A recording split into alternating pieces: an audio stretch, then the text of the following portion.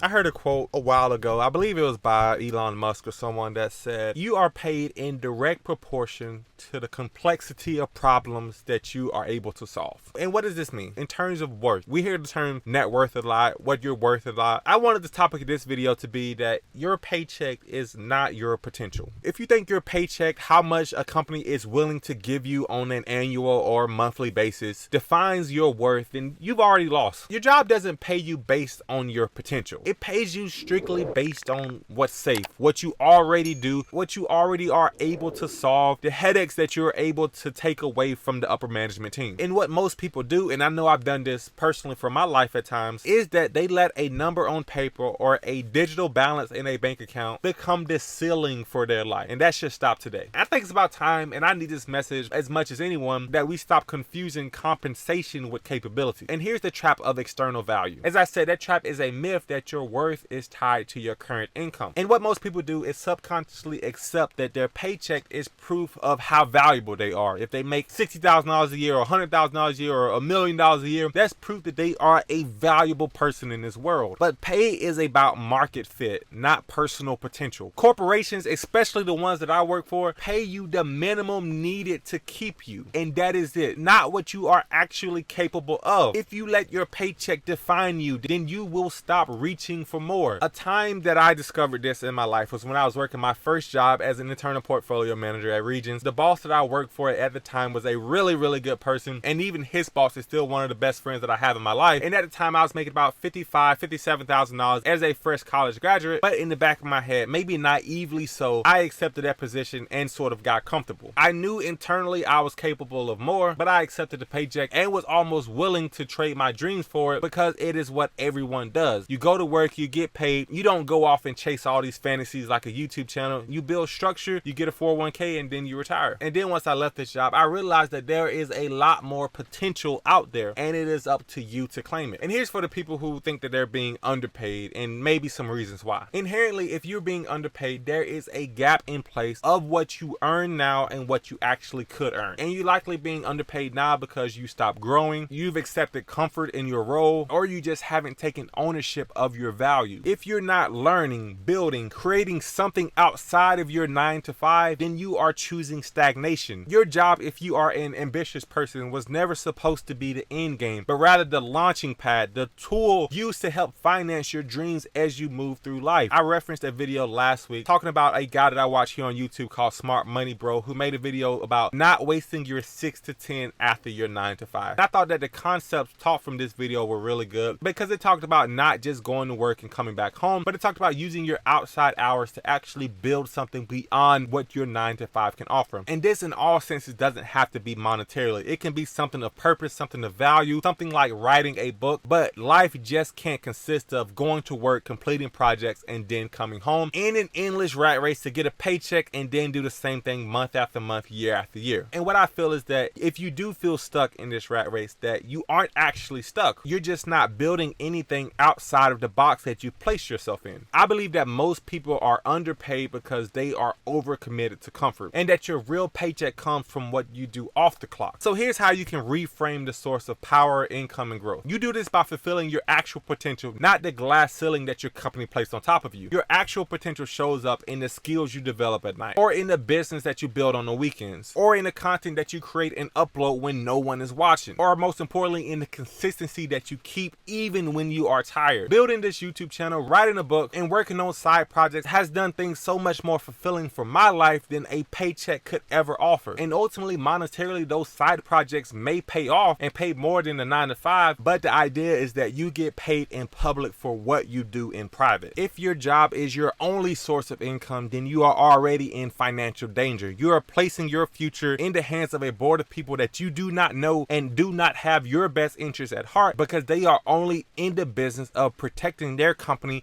and making the most bottom line possible. So how do you break through that income ceiling? Here's 4 practical moves. Number 1, start building something. Whether that be a brand, a business, writing a book, starting a YouTube channel, start building something that can't be capped by someone else. I have a good friend that actually is a real estate agent on the side, and he sold me and my wife the house that we now live in, earning a commission. And then actually track what you learn. Have a weekly progress journal. Don't just read books just to read books, but start to retain that information, because the more skills that you have, the more leverage for earning more that you can offer the world. Then monetize with intention. Build with the goal of creating value. Give value to the world. Don't just try to get attention. Learn how to monetize with intention, and the cash flow will start to roll in before you know it. And after this, as I said, you need to see your job as a tool and not a trap. Seen as an opportunity to leverage, to fund your side goal while you are still working. If your dream is to work for the next 40 years at the same place and do the same thing, then so be it, do that thing. But if you want to do more, use your job to finance that opportunity. Don't just live inside the walls of your company. I've always lived by the notion that your paycheck is what they give you to forget your dreams, and your potential is what wakes them up inside of you anyway. So here's a closing challenge for this video. Ask yourself, what part of you have you stopped developing just because it isn't on your W-2, just because it isn't a part of your job description? What's the thing that you know that you are built for but haven't pursued it because you know that there's not a guaranteed check involved? The truth is that you'll never unlock your full potential while you're still living like your paycheck is the ceiling. Build beyond it. Think beyond it. Work like someone whose work can't be measured on paper. If you found any value in this video, please consider subscribing, and I'll see you in the next one.